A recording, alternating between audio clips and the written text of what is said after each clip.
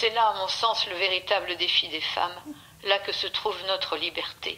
Véronique Roland a perdu la vue lorsqu'elle avait 20 ans, mais elle n'a jamais perdu le goût de la lecture.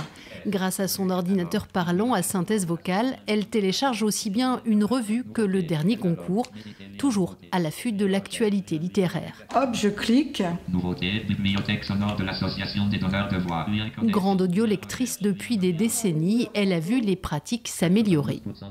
Avant, je traînais un peu les pieds pour écouter certains donneurs de voix qui ne mettaient pas le ton, qui lisaient trop rapidement. C'était très aléatoire, la qualité. Mais maintenant, on peut dire que c'est tout le temps bon, quoi.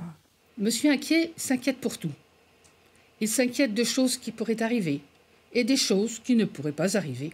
Proposer des enregistrements de qualité est une des missions de la Bibliothèque sonore qui dispense des formations aux futurs donneurs de voix. C'est un peu une pièce de théâtre qu'on joue.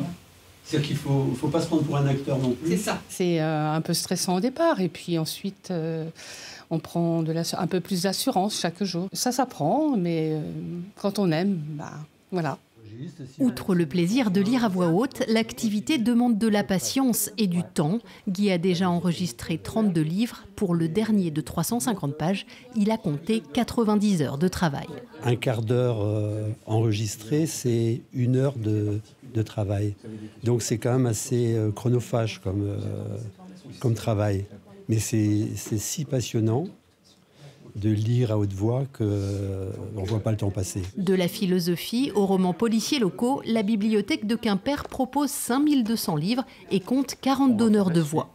Nous continuons à chercher des donneurs de voix pour la bonne raison que certains arrêtent en cours de route. On a toujours besoin de renouveler nos bénévoles. Des bénévoles toujours les bienvenus, d'autant que l'association enregistre aussi des livres à destination des collégiens dyslexiques.